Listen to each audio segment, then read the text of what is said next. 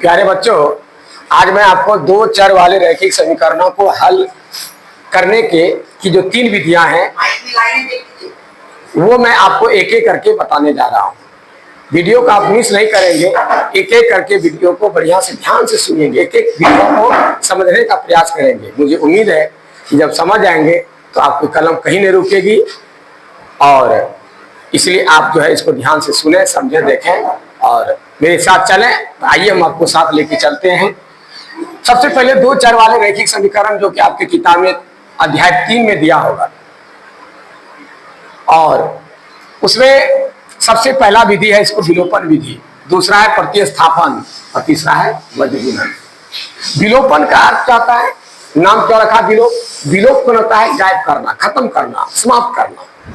आप ये अच्छी तरह जान लें, किसी भी समीकरण में किसी चर का मान एक बार में एक ही तो निकलता है, दो नहीं निकलता है। यहाँ दिया हुआ कितने चर? दो चर दिए गए और एक बार में जब एक ही मान निकलता है किसी समीकरण में तो फिर हम एक तो गायब जब तक नहीं करते हैं, या तो उनको बदलना होगा या तो खत्म करना होगा, तभी तो एक का मान निकलेगा। इसलिए याद रखिए, इसमें से चाहे तो इसको या तो इसको, किसी एक को गायब करना हो।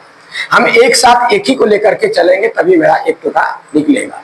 इसलिए इसका नाम रखा विलोपन, मतलब विलुप्त करना, गायब करना। तो गायब कैसे करेंगे हम? जब तक दोनों पद नहीं मिलेगा और दोनों का चिन्ह अलग अलग नहीं रहेगा तब तक गायब कैसे हो? हम लोग समीकरण में पढ़े हैं बीजगणित में कि जब समान पद अलग अलग चिन्ह का रहता है तो वह कट करके खत्म हो जाता है। पहले समान पद होना चाहिए, उसका चिन्ह में अंतर होना चाहिए। तो हम यहाँ देखते हैं कि समान पद तो है नहीं, या 2x है या 5x है और चिन्ह एक ही है। चिन्ह होना चाहिए अंतर, अब पद होना चाहिए समान, या उल्टे है, पद है अलग और चिन्ह है एक ही, तब इसको बदलना होगा। तो इसकी क्या विधियां है कि इसको बराबर करना होगा दोनों को। इसके जो आगे जो ये है इससे हम इसको पूरे को इस पार गुना करेंगे और इसके आगे जो दो है इस सेकेंड में हम पूरे को 2 से गुना कर देंगे। अब गुना कीजिए, 5 गुना 10x प्लस 5 तिया 15y बराबर 7 पचे 35। अब इससे 2 से गुना कीजिए, 5 गुना 10x माइनस 7 गुना 14y बराबर 3 गुना 6। अब हम क्या करेंगे, हमको इस समीकरण से कोई मतलब नहीं, इसको मैं चेंज करके इसमें लाया। अब समान पद हो गया, चिन्ह भी समान है, चिन्ह समान नहीं रहना चाहिए, चिन्ह में अंतर होना चाहिए, प्लस माइनस होना चाहिए। तो ये कब होता है? जब तक हम घटाएंगे नहीं चिन्ह बदलेगा नहीं, घटाओ में ही चिन्ह बदलता है। इसलिए समीकरण फर्स्ट में सेकेंड को घटाने पर जब घटाने लगेंगे तो चिन्ह सबका बदलेगा। जिस तरह की सबको गुना किया उसी तरह नीचे वाले का सबका चिन्ह बदलेगा। जो काम है सबका करेंगे। ये हमेशा याद रखना कि जो भी करना है सबका गुना करना है, सबको 2 से इसको क्या सबको किया, चिन्ह बदलना है तो नीचे का ही बदलेगा, सिर्फ सबका, ऊपर का नहीं। अब देखिए क्या होता है, जिसके चलते इसका नाम रखा था विलोपन, आज विलुप्त हो गई, खत्म हो गया। अब आपके पास एक चर रहा, अब एक चर का मान तो आराम से निकाल सकते हैं, दोनों समान पद है, चिन्ह भी देखते हैं समान है, समान चिन्ह में जोड़ होता है, ये हो गया आपका 29 हुआ है, ठीक है। और बराबर क्या हुआ, 1 प्लस 1 माइनस है, घटाव क्रिया होगा तो 16 में 6 गया 9, यहाँ भी क्या हो गया 29 हो गया। अब देखिए y बराबर में कटता है, गुना का चिन्ह है, y बराबर 1 हो गया। देखिए एक बार में एक चर का मान निकलता, मैंने कहा जब तक इसको जिंदा रखे थे तब तक कट नहीं रहा था। अब देखिए इसको खत्म कर दिया, अकेला एक काम कर लिया, अकेला सब फट जा सकता है इसको। अब देखिए क्या करना, y का मान निकल गया। अब हम चाहे तो समीकरण फर्स्ट में या समीकरण सेकेंड में किसी में इसका मान रख सकते हैं। अब हमको इसका जरूरत नहीं है, अब चलेंगे इस पर, हम जो पहले से था इसका काम हमको है, या तो इसका या तो इसका, दोनों में से किसी पर बैठा सकते हैं।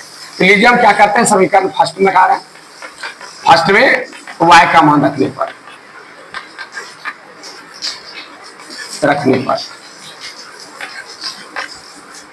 2x प्लस 3, यहाँ गुना का चिन्ह छिपा हुआ है सब में, दोनों के बीच में, तो 3 गुना y का मान कितना हो गया 1 बराबर 7। 2x प्लस 3 का 3 बराबर 7, 2x बराबर इसको उस पार करेंगे, जिसका मान निकाला जाता है हमेशा बाईं तरफ लिखाता है और दाएं तरफ पक्षांतर करता है, दो पक्षे बांट देते हैं, जिसका मान निकाला उसको बाईं तरफ और बाकी को दाईं तरफ, बराबर 7, इसको उठा के इस पर जाएंगे। 2x बराबर क्या हो गया, 7 में 4 3 गया 4, 2 दूना 4, x बराबर क्या हो गया 2। प्यारे बच्चों, आपके सामने मैं विलोपन विधि का सिस्टम बताया, यही सिस्टम है। यदि पद पहले से बराबर हो तो चिन्ह में अंतर होना चाहिए।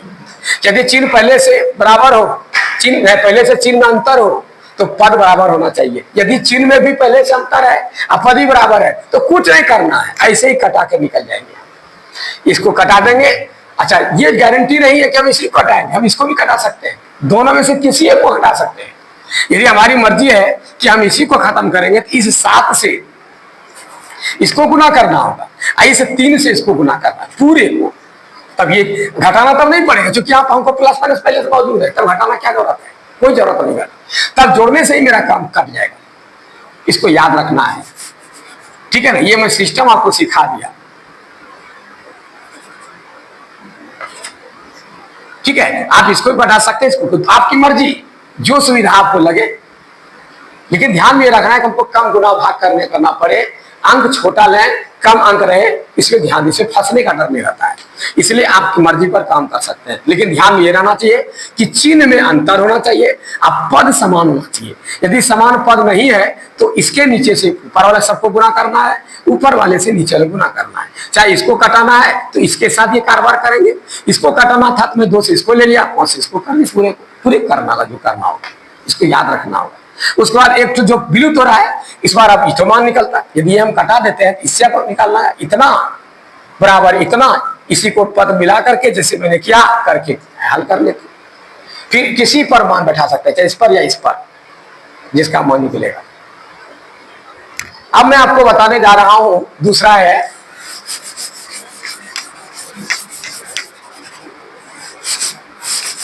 प्रतिस्थापन, ठीक है। सवाल था 2x + 3y बराबर 7, और फिर था यहाँ 5x - 10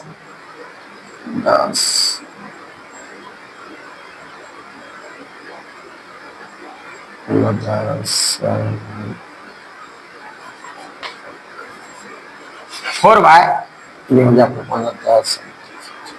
अच्छा, यही मान ले समीकरण है, ठीक है। कुछ भी समीकरण हो, मैं समीकरण ले लिया अपना। अब इसको प्रतिस्थापन विधि, पहले प्रतिस्थापन नाम क्यों रखा, प्रति का अर्थ होता है एक, और स्थापना बनाता है रखना, ठीक है। दो मान में से किसी एक मान को एक स्थान पर रख देना है, इसका मतलब प्रतिस्थापन, माने एक जगह को दूसरे स्थान पर बदल देना, एक पद को दूसरे पद में बदलना, इसका नाम है प्रतिस्थापन।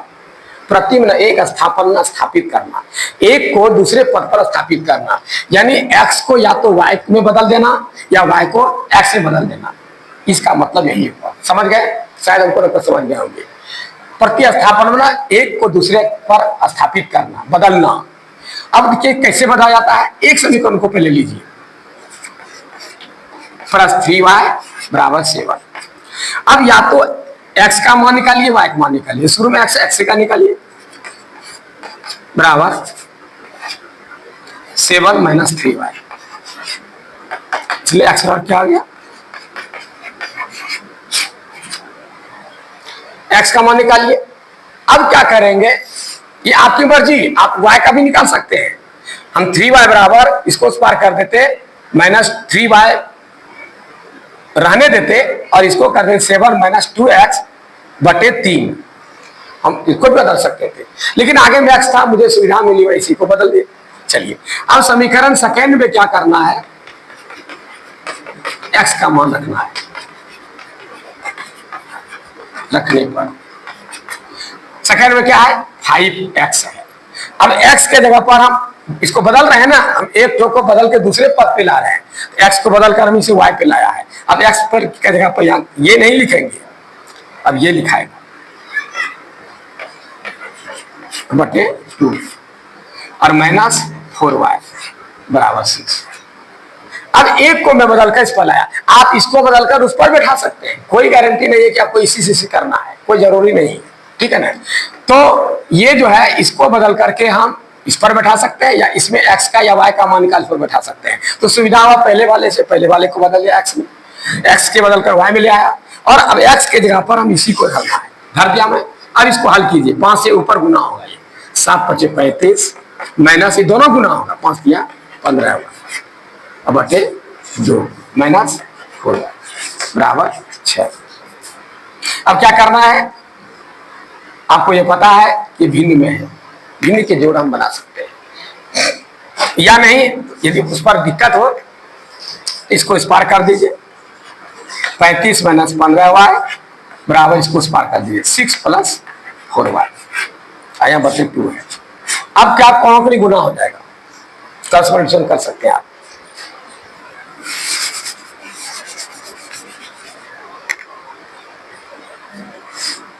कोना गुना करें, क्या होगा, पहले इसको लिखिए, इतना है का इतना, 35 - 15y बराबर, इसको करना बराबर दे करके, तब इसको 6 × 12 और प्लस 4 × 8y।